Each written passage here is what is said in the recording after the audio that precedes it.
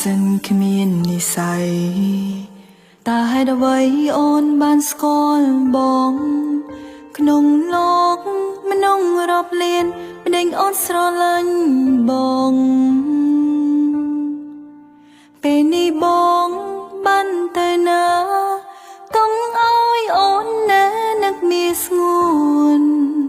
វិលវិញទេជួយប្រាប់ផងកុំឲ្យអូនចាំថ្ងៃអើយកុំតន់លិចព្រោះខ្ញុំមិនតន់ភ្លេចគេទេមិនធ្លាប់ព្រោះគ្មានគេ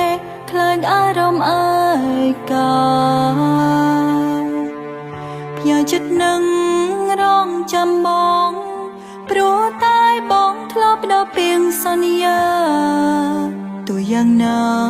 បងសូស្លាប់ក្បែរកាយស្រីថ្ងៃនេះកាលមួយឆ្នាំមុនយើងផ្ដើមស្នេហាជាមួយគ្នាតែថ្ងៃនេះនៅក្នុងឆ្នាំនេះក្រុមយ៉ាងបានផ្លាំងបដោអងទៅហើយទាំងភ្នែកហោគ្មានអ្នកជូនហោរហូតគ្មានថ្ងៃណាធូរស្បើយឬដល់ពេលដែលកំណត់ឲ្យខ្ញុំរស់នៅម្នាក់ឯងដូចដើ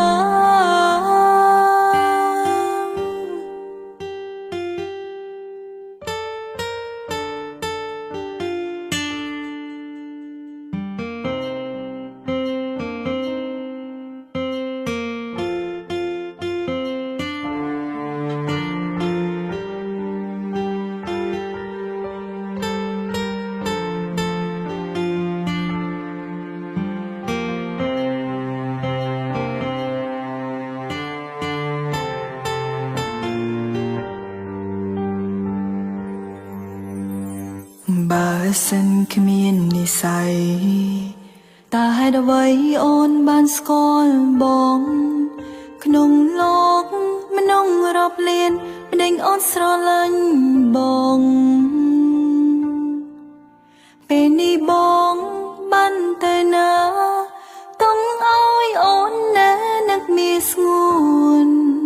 វិលវិញទេជួយប្រាប់ផងកុំឲ្យអូនចាំថ្ងៃអើយកុំតន់លិចព្រោះខ្ញុំមិនតន់ភ្លេចគេទេមិនធ្លាប់ព្រោះគ្មានគេខ្លាចអារម្មណ៍ឯកាផ្ញើចិត្តនឹងរងចាំបងព្រោះតែបងធ្លាប់ដល់ពីងសន្យាទោះយ៉ាងណាបងសូស្លាប់ក្បែរកាយស្រីថ្ងៃនេះកាលមួយឆ្នាំមុនយើងផ្ដើមស្នេហាជាមួយគ្នាតែថ្ងៃនេះនៅក្នុងឆ្នាំនេះក្រុមយ៉ាងបានផ្លាំងបដោអងទៅហើយទាំងភ្នែកហោគ្មានអ្នកជូន